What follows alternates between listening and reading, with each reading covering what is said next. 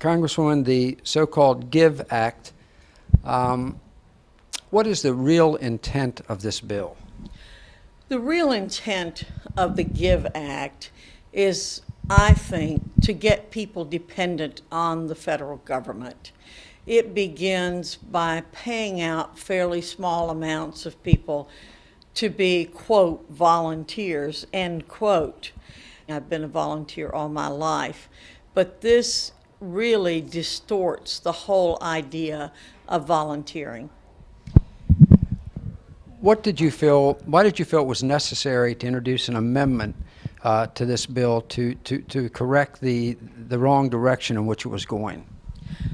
Well, I introduced an amendment to change the GIVE Act because it was allowing activities that I do not believe the American people want to have funded by the federal government.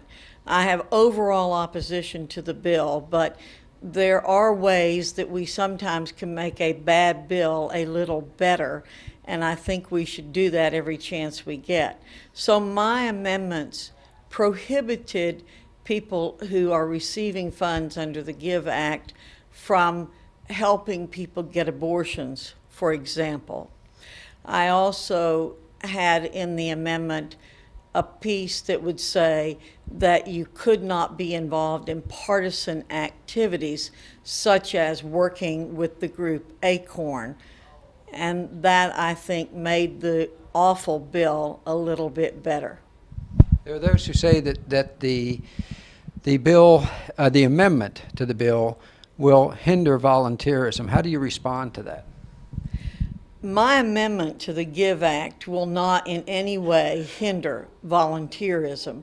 What it will do will be to add some additional constraints on the way federal dollars are spent. You know, I believe that we should have an accounting for every penny of government money that is spent, particularly federal dollars. We don't do that. I would go to zero-based budgeting if I could, but we can't get a group together to do that. However, this will allow us to keep a little bit better tabs on the way money's spent, and will say to groups who foster these programs, we don't want you going over the line and using money in totally inappropriate ways. The bill is now in the Senate, S-277, I believe it is. What will happen? What do you think is going to happen there, and what will happen if your amendment is stripped from the bill? When my amendment was passed so easily by the House, there were some who felt that what would happen would be that the Senate would strip my amendment or that it would be stripped in conference.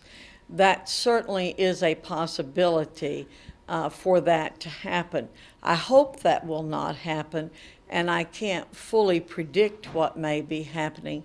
What I hope is that enough Republicans and maybe some conservative Democrats understand the intent of my amendment and will fight to keep it in, whether it's in the Senate or in conference. But I hope that because the amendment passed with such a large majority, that we will be able to work to keep it in there. What we need is for Americans to contact their senators and let them know that they support my amendment and urge them to keep it in the bill. Great. And one final question. Some are saying that this bill, as it currently stands, the bill without your amendment, was a way for politicians to funnel money to left-wing organizations for political purposes. How do you respond to that, Congresswoman? Well, I do believe that the bill without my amendment did allow the left-wing groups to be funded. That has been proven to be the case in the past, and I believe that would be the case to continue if my amendment hadn't passed. We may not be able to stop every bit of funding going to these left-wing groups, but we can certainly put in measures that will force some accountability and will force people to have to think before they violate the law. And so I believe that this is a good move in the right direction.